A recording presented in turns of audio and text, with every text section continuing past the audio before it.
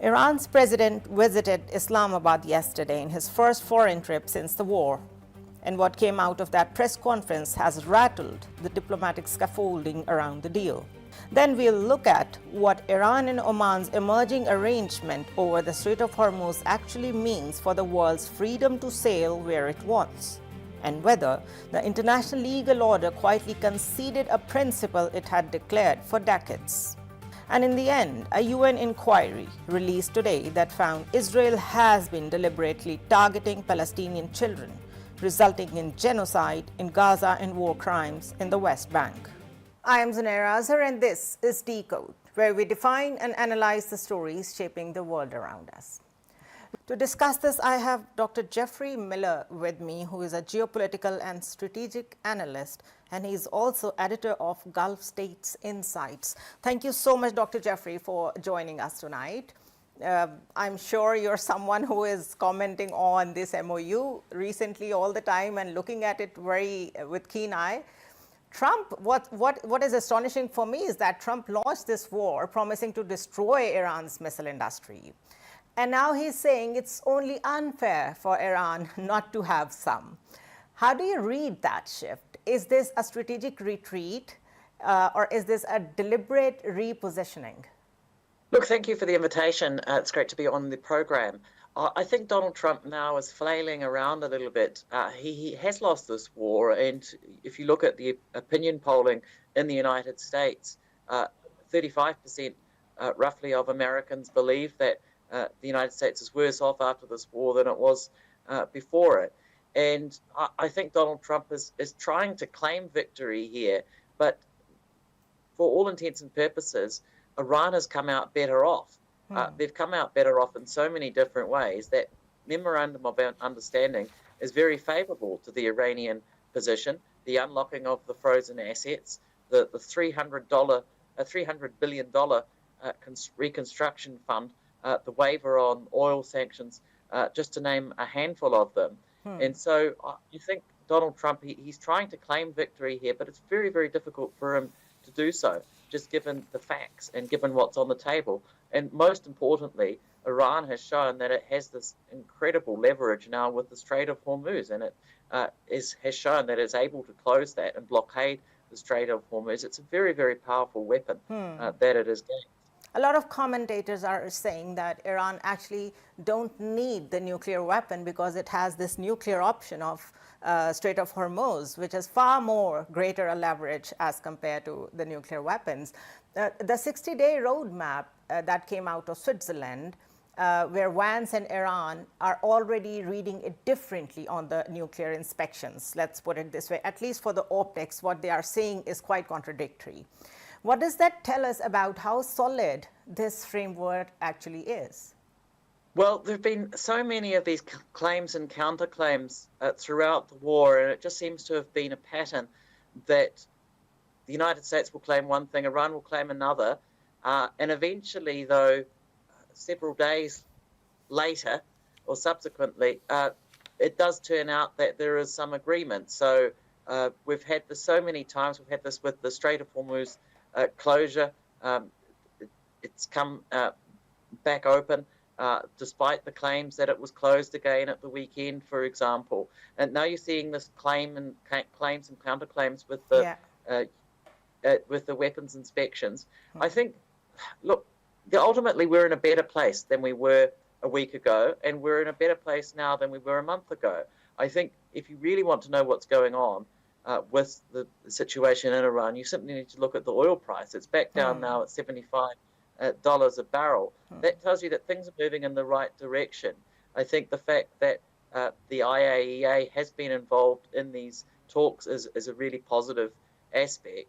I think Iran is willing, to concede some aspects of the nuclear issue simply because it has to. I think Iran realizes that it needs to take some of these wins. It was always clear that it did not seek a nuclear weapon. That's been the case for years. Yeah. So reiterating that in the MOU wasn't a great concession, really, at the end of the day. But they need to take some of these wins. And I think that's why you're seeing now a bit of a charm offensive on the part of Iran with the visit to Pakistan, for example, by, of course, the Iranian President Masoud Pezeshkian, and you're seeing other travel around the region, notably to Oman by Mohammad Ghalibaf, the Speaker of the Iranian Parliament, for talks. So there's a bit of a charm offensive going on the part of Iran, and I think they know that they need to take some of these victories and not get too caught up, perhaps, in that original nuclear issue, because Iran has already shown that it has claimed a victory here with its leverage over the Strait of Hormuz. Right. Yesterday, Iran's president flew to Pakistan in a plane that was named after the children killed in U.S. strikes, and it received full state honors as well. That also signals a lot, and we are looking at a lot of signals in this diplomacy. Since you are an expert in international diplomacy as well, have you seen this size of diplomacy, this scale of diplomacy, anytime before in any other conflict? At the moment, it's almost a shuttle diplomacy back and forth. Indeed, I think there are different layers here. I mean, you've had these negotiations in Switzerland. They were technical to a large degree, but you've also got these political negotiations, essentially. And I think that's what we're seeing here with this visit by Masoud Pezeshkian to Pakistan. It's much about showing gratitude and expressing gratitude to Pakistan for its mediation. Remember, this is the Islamabad Memorandum of Understanding, and Pakistan has been incredibly influential over the past 3-4 months during the course of this conflict in mediating and bringing about a solution. Now, this solution, this MOU, is highly favorable to Iran. So Iran has a lot to be grateful for to Pakistan in particular. So I think that's why you saw this high-profile visit by Masoud Pezeshkian. I mean, I think we need to always remember that the Iranian political system is quite complex. It is. And the president in the Iranian system has limited powers. It's quite a diffuse power structure. Nevertheless, the symbolism there, the meetings with the Pakistani Prime Minister Shehbaz Sharif, with the Pakistani president, with the foreign minister, the fact that involved the entire so many leadership meetings, was there. the fact that it was so warm, I think the way that he was received in Pakistan and the optics of this visit were very positive, probably for both sides. Dr. Jeffrey, a lot of analysts actually believe that Iran has come out of this war with a victory signals. For example, it has its missiles intact. Sanctions relief is coming, and a reconstruction fund is going to be there. But still, there are skepticism around that who has actually won this war and who has been at the losing end, because that is also true that Iranian public is at loss, because when it comes to democratization, when it comes to the regime's concessions on human rights, nothing has happened. Rather, they have been hardened in many ways. How do you frame this conflict in terms of who has gained much from it? Well, as always, history will be the judge to a large degree about the winners from this war. But of course, there are many, many losers. I mean, this war has affected the entire global economy, and the elevated price of oil over the past few months has depressed economic growth all around the world, and it's often been the poorest who have suffered the most.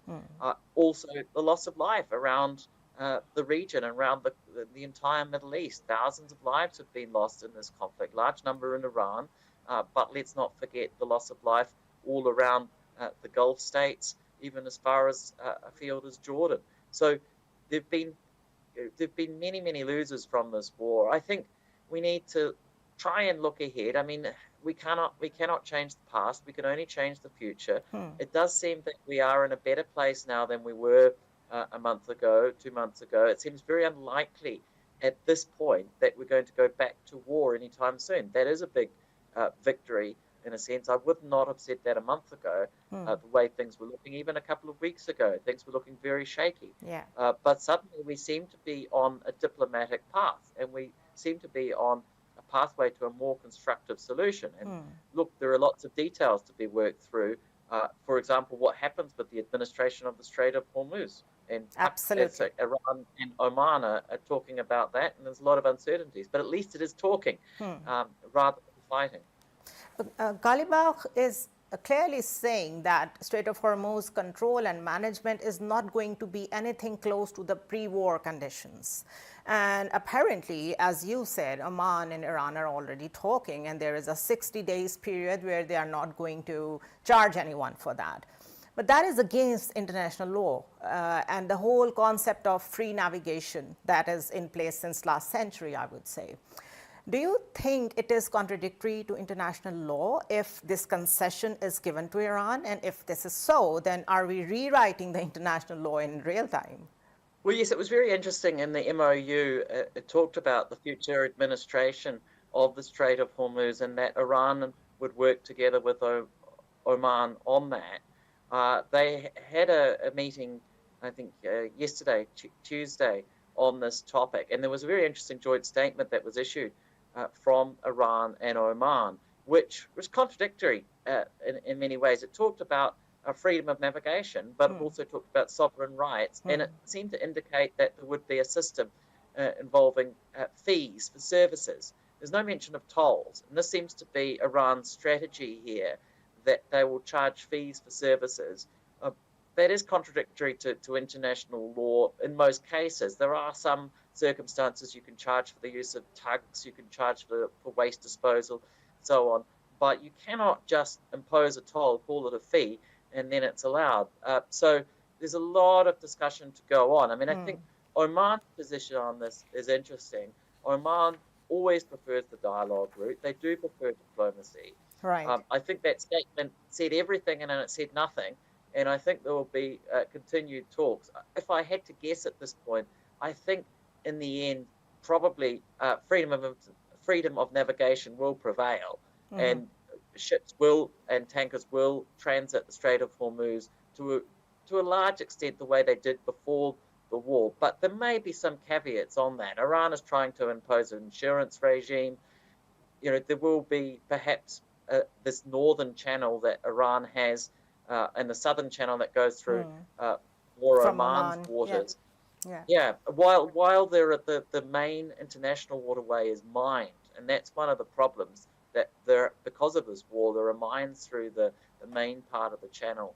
Perhaps Iran gets its way to a limited extent just because there aren't any other options in the short term. But I think over time that will probably ease. And I would be surprised if Iran is able to put through to force its will when it comes to fees for international shipping to transit through the Strait of Hormuz. But I think there's a lot of water to go under the bridge right now, or water to flow through the Strait of Hormuz. There's a lot that has to be discussed and defined. And I think it's positive, though, that we've got this diplomacy between Iran and Oman. They are the two straits on either side of the Strait of Hormuz, and it's right and proper that they are in negotiations and that they're talking on all of this. But it's a complex matter.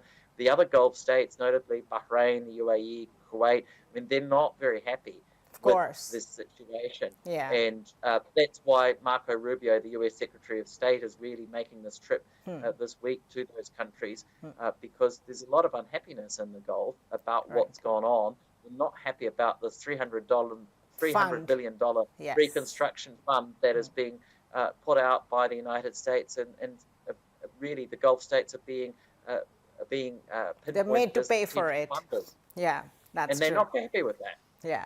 Dr. Jeffrey Miller, thank you so much for a very comprehensive analysis. So the missiles stay, at least for now, but there is a second concession embedded in the same deal that has received less attention and may have longer consequences, and it's about something every ship that sails through the Persian Gulf depends on. After the break, the Strait of Hormuz.